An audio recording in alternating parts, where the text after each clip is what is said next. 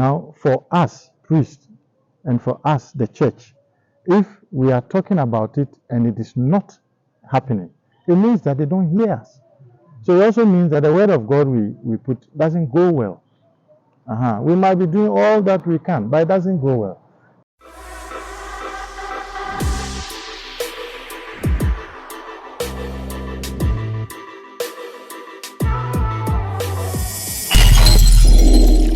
Good day, ladies and gentlemen, and I welcome you to the Faith Forum. Today on the Faith Forum, we are discussing Galamsey, and we have with us a special person to help us to understand how we are contributing to this menace that is plaguing Ghana and what we can do as a people, as a church, to be able to fight this menace. I'm here with Father Nicholas. Father, you are welcome to the show. Thank you very much. Father, please, can you tell us a little about yourself? Well, I'm Father Nicholas, as you said, Anzene, originally from Upper West in Fielmo, born and bred in Ashaiman. Joined the SVDs over 20 years now, I would say. I worked in Australia, I've worked in Kintampo, I've worked in Saboba, and now currently I'm working in Koforidua. I'm here as the assistant parish priest or assistant parish priest of Koforidua, and also the Justice, Peace and Integrity of Creation coordinator for the Divine Word Society of the Divine Word Missionaries. I'm also the AFRAM because SVDs are subdivided into, after the whole world is subdivided into zones. So we have the African zone, or call it the AFRAM zone, Africa, Madagascar. So I'm also the coordinator for the Africa, Madagascar. Here in Ghana, I'm also the president of the Justice and Peace, Integrity of Creation for all the priests and religious. So yeah, it looks like a lot of jobs, but well, we're managing. That is quite a very beautiful resume. Father, let's go straight to our topic for today. What is Galamsey? Actually, when you called me and said we'll talk about Galamsey, I realized many people who are not Ghanaians, if you say Galamsey, they begin to think, what is Galamsey? So I kind of tried to find out what Galamsey is. And then said, surprisingly, somebody told me, say, gather them and sell. Gather them and sell, which, I think the words went very fast. Gather them and sell became Galamsey, but it means illegal small scale mining, illegal small. So people are into this illegal small scale mining. So what do you think is sending people into this small scale illegal mining? Especially these days, you go on the social media platforms and you see how our waters are being destroyed and all things that are happening in Ghana now. What do you think is leading these young people, especially, into this menace? Isaac, believe me or not, the truth is the economy. I wouldn't say years back people were not doing Galamsey. They were. But it wasn't to this level as we see it today. It's very disgusting today. And that tells us, or maybe it's an indication that the economy is getting worse and worse. You can pin it on any other thing, but that is the best truth I can tell you. This has nothing to do with Party A or Party B coming in. It has happened in both sides. Whether NDC or MPP, Galamsey had been an issue. We would say today it's gone high. It's been heightened for whatever reason. And that, if I'm a politician or I'm an MP or whatever it is, for me this is an indication that things are not going well. Take it from me. Okay, I'm not doing Galamsey, but suppose I'm doing Galamsey, I get into it, whether you like it or not. I'm building a house. I want to buy a car. I've gotten a bit of the money. I'll go back there to get the rest of the money to complete the house or to buy the car. So whether we like it or not, that is the main reason. There might be other factors, but that's the main reason. Some say rich people are sponsoring poor people into all of this. That is a reason. But are rich people rich? When you want to say someone is rich, You know, it's relative.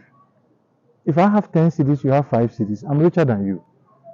You understand? Yes. So to call somebody a rich person is relative. So whether I'm rich or not, I still need more because I want to be richer than someone. And there's also some competition in the whole thing. So even if I want to get rich or I'm already rich and I want to get Galamsey money to top up my money, I don't care. I will use poor people for that. And of course, poor people are always ready for anything. Just tell them to do anything. They will do it because he's promised something which will also make his life different. So it comes back to the same thing. It's about what? The economy. Poverty is really eating people up, whether we like it or not.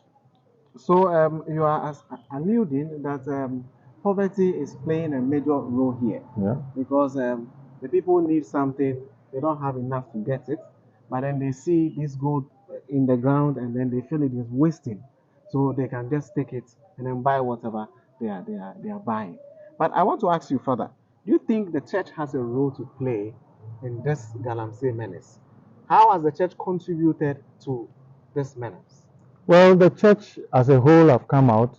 Thank God, the previous years, Pope Francis had come out and talked about um, Laudato Si, which has to do with the cry of the poor, the cry of the earth. You know, the church has emphasized on that in various ways. Come to Ghana, the Bishop Conference have also done the same. Ghana Bishop Conference have done the same. They have written communiques here and there. Priests I know have talked about this in churches, you know, but it continues. Uh-huh. For me, it's an indication that as much as we are preaching, you see, if you want to look at the economic side I talked about, that is an indication for the government. Now, for us, priests, and for us, the church, if we are talking about it and it is not happening, it means that they don't hear us. So it also means that the word of God we put doesn't go well. We might be doing all that we can, but it doesn't go well.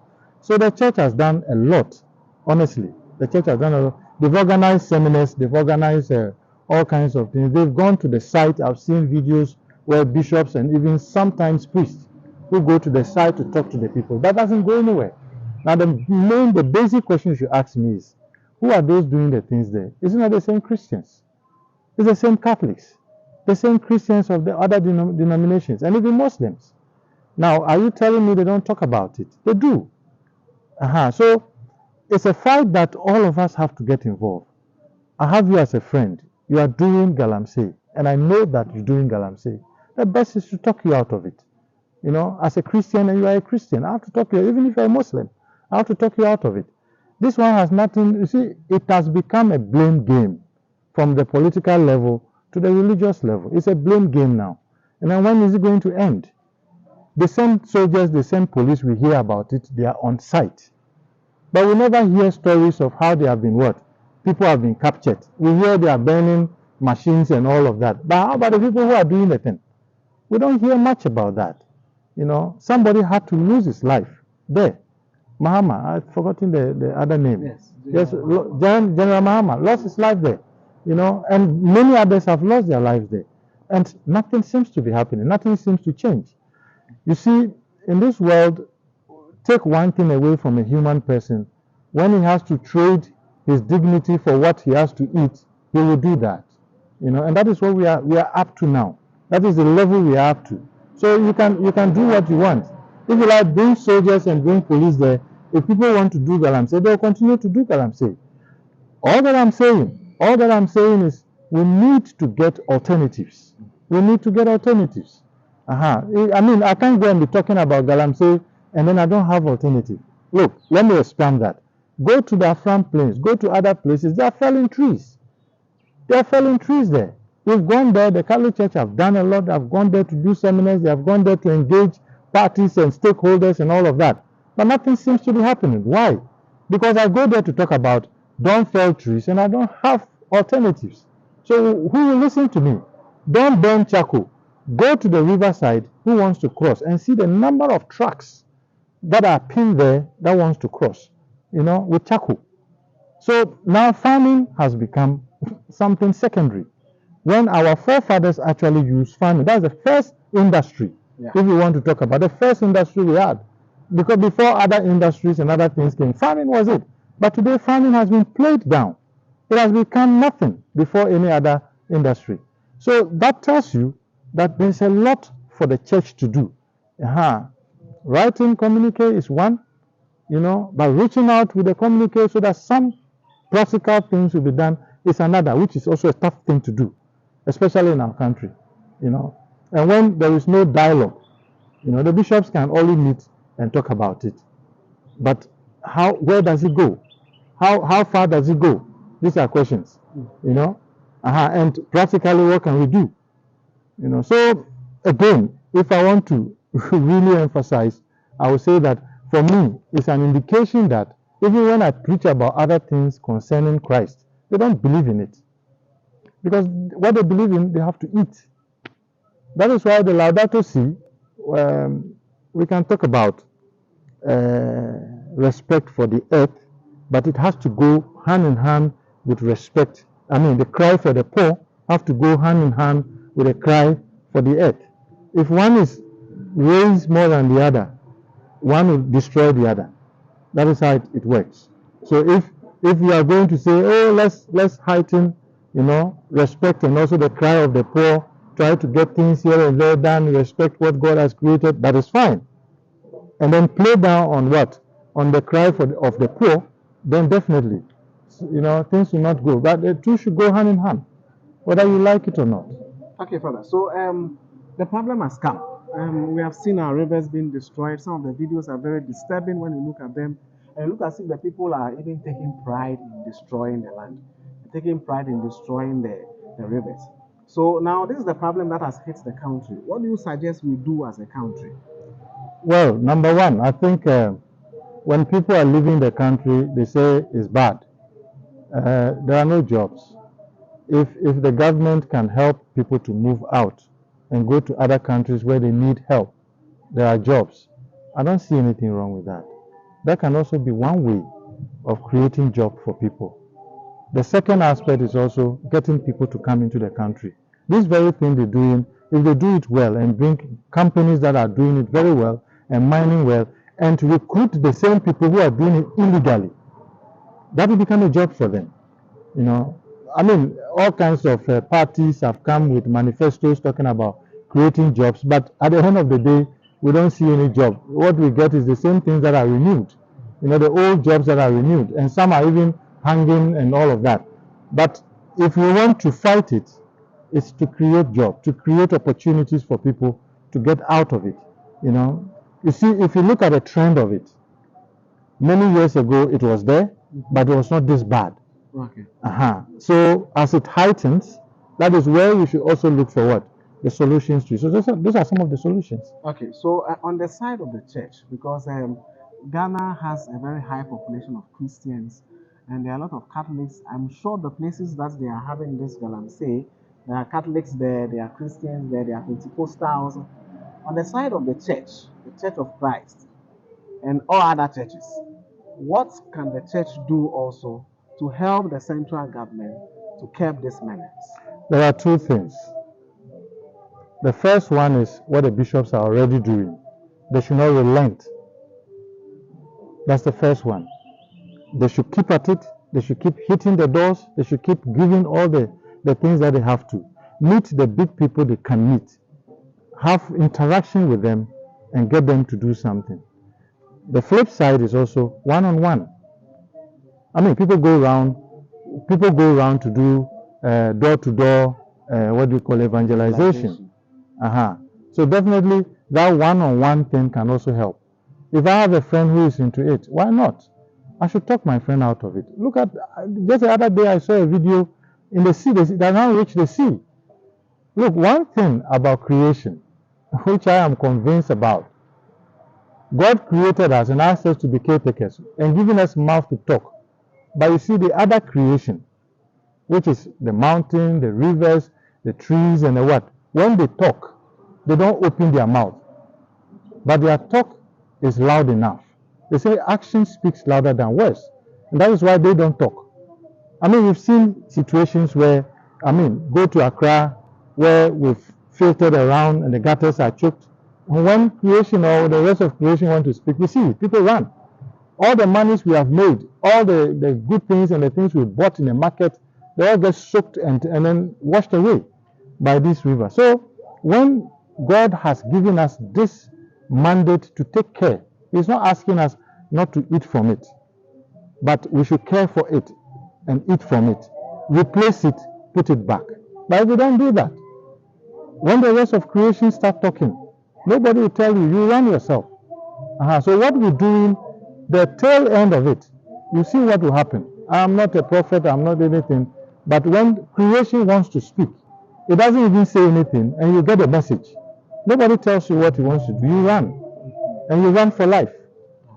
So Father, there's, before I let you go, there's one more thing I want to your view on it. For me, I think that the Galamsey thing has become like a political football. And instead of our leaders trying to stop it, this one kicks the ball into the court of the other person. The other one also kicks it to the other person. And then there's a lot of blame game to the extent that members of parliament are able to say, you polluted the water more than us when you were there. So in this case, can we trust the central government to be responsible enough to help us to solve this menace? If yes, why? Well, both sides, NDC, NPP have been the ones we know. They failed. Let's be very honest. They failed. What is it? What is it that we can't talk about? What is it that we can't do? We send people to the area, like I mentioned. Why are you not arresting people? Why are you not stopping people? You only carry some of the machines. Whether they are the good ones or they are whether they are the true machines or what, we don't know. And then those are the things you show on TV and say, hey, we've captured these machines. And we want the people who are running the machines. You understand? The people who are running the machines should also be captured. I'm sure if you take 2, 3, 10 people into prison, of course, we are also scared of bringing all this crowd into the prison. You can't take care of them and all of that. That's another issue. However, we can also say because of that, we should let things happen the way they happen. There are many ways of trying to deal with this issue. Now, like you said, politicians are now doing a blame game. This one says, your river was not dark as or dirty as ours. And this one says, my own was not as dirty as yours.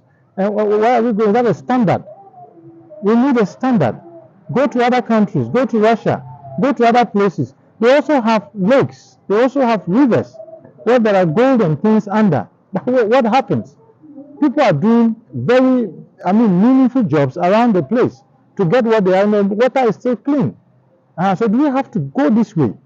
There are many countries that are also mining gold. Do they go this way? Are we so broke that we have to go this way? I don't think so.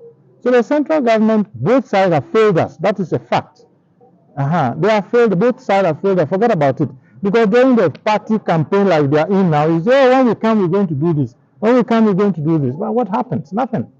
So sometimes it's very sad, when you hear these things, and then when they come, you don't see anything happening. Now, like I said, the church should not relent, and not only the Catholic Church. I'm talking about all churches and even Muslims or Islam. We should not relent. We should all voice out. And for me, the best way of dealing with issue is talking to our own friends and family. If my son or my relative is doing that, and I see the way the river is, I should call my son and sit him down and tell him that, look, I think we've gotten to the place where we have to stop. Because otherwise, when the consequences come, it comes on all of us. When COVID was coming, we were hearing it tick here and there. People thought it was, it's none of my business. Yeah. But when it came, we all wore masks. We couldn't go out. And look, things like this can happen. So we need to be very, very alert and do something about it. Okay, so lastly, Father, we have talked about the central government. We have spoken about the chiefs. We have spoken about the church, but we have not spoken about the chiefs. What role are they also supposed to play? Because the chiefs are the custodians of the land. They are the ones who own the land. At least that is what we have all been taught in social studies, and that is what we all know. So, what is the work of the custodian of the land? What are they supposed to do so that this menace will be cut off? You see, that's the sad part of the story. That's the sad part of the story. Anybody would think that I take care of a land, I take care of a place, and I can get up in the morning, even if I don't go to the riverside, it's on the TV, it's on the social media. I should walk there and see what is happening and stop them. I don't sound, you see, central government, we can blame them for whatever, but it starts with us. It starts with us. And who's the central government? Who is the government? It's all of us. Once the government is in power, it's all of us. There's nothing like central government. There's nothing like this person is to be blamed or a party A. You know, once a government begins, let's suspend this party business and let's all get involved. Whether chief, a priest, pastor, or whatever, let's all get involved. You know, the chiefs honestly have also failed, just like the government. They have also failed. But they're the first people to be blamed anyway, because if before the government gets there, even before the government does anything there, they need the permission of the chief. They have to go to the chief. So the chief should be doing something so that the government will also come and do what? And help you. You know, but if you are a chief and you sit and you say, well, you know, and that is why people also have the nerve to say that you benefit from it. That's why you are quiet. And if something is happening and I don't say anything about it, okay, then of course you are also part of it. We said sin abounds or goes out because people are quiet. Yes. We are all quiet because that's right. You know, but if you talk about it, tell my friend, tell a friend, look, people have prayed. I know people have made some prayers and things about this Galamsey, and it's still not going anywhere. You know, it's not just a prayer, it's prayer and work, prayer and action. You know, if you pray and God says, okay, I give you life, I give you strength, now you have to act, you know, with the strength and the blessing He has given you. But if you claim the blessing and the strength and you sit down, it will not help. So our chiefs have also failed. The elders are part of it. The members who are supporting the chiefs, they are guiding the chiefs and all those things, they are all part of it. You know, so we should do something because it's in your area. When something happens, you get up to it first before even the government comes there. You can insult Nanado for whatever we care. You can insult Mahama. You can insult whoever becomes a president. It doesn't matter. It will not solve the problem. The problem will have to be solved by us. Because look, I don't live around any river where I go and do Galamsey. But I shouldn't stay unconcerned about it. Because tomorrow when the consequences come, it will also land on me. Then what will I do? Even if it doesn't come directly on me, I may have a friend or a relative who lives around there. Don't I care about the person? So the chiefs will also sit up. So like if the chiefs, the government, and then the churches, whatever it is, come together. That's the force we have in this country. What other force do we have? So if they cannot do anything, then it means that it has gotten off our hands, you know. Okay, Father. So I will thank you very much for your time. So for you, the viewers, I think you have taken something from this video. When God made us caretakers of the earth, He told us to take care of it. He didn't tell us to destroy everything that passes on the earth. So in as much as we are exercising our right as caretakers, we are supposed to be mindful of the creation of God. And if you take a look at the videos that are coming, it is scary. Very soon, if you don't take care, we will be importing water to drink in this country. And that will be a very big shame because a country that has so many water bodies, which this shouldn't happen to us. So tell a friend to tell a friend that Galamsey is bad for our country. That is why we have all raised our voices against it. So I'd like to join the hashtag, Stop Galamsey Now. Thank you very much, Father. Thank you very much. And we will knock your door some other time for some other issues and insights. We thank you very much. You're welcome. So my name has been Reverend Father Isaac Nana Kwame Nimado, and this is your Faith Forum. The scripture makes us understand that all have sinned and have fallen short of the glory of God, which means that everybody, you, myself, the baby that is being born today, every